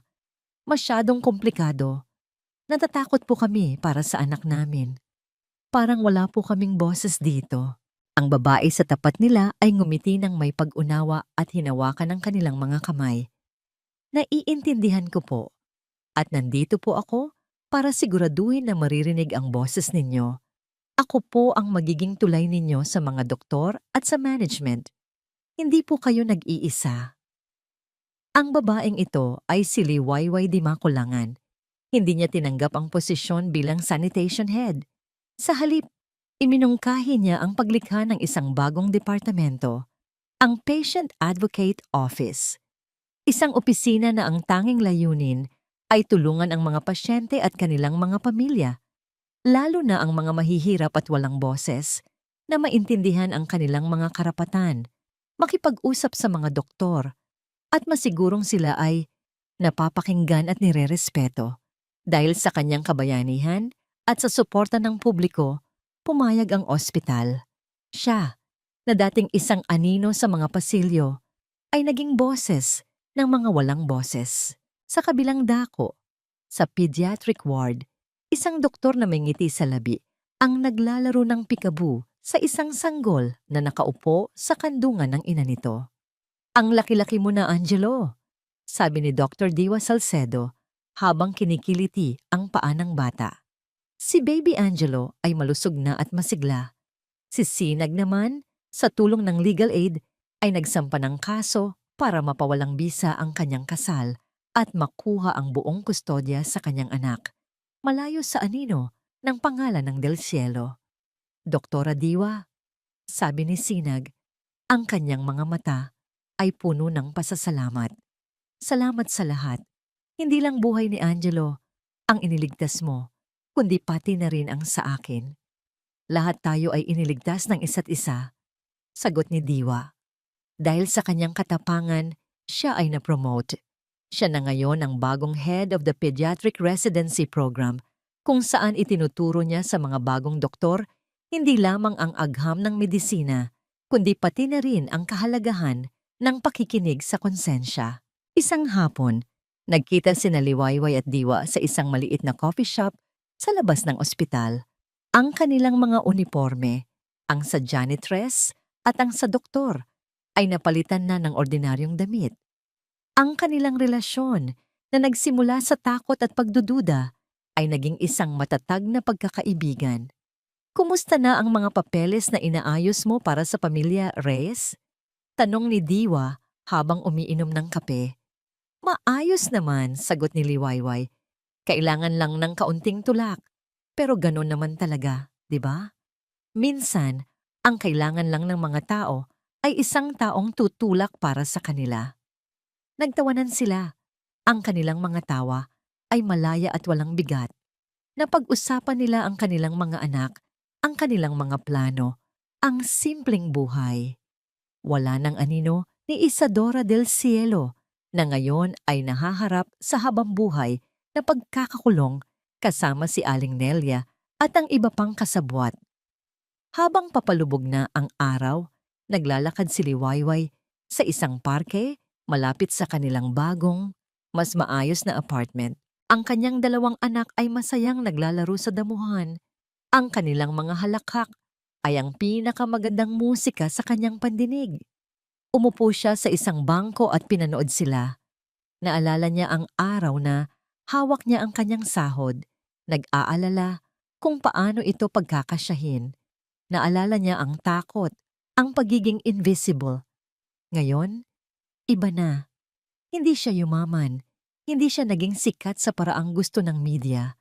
Ngunit natagpuan niya ang isang bagay na mas mahalaga, ang kanyang sariling halaga.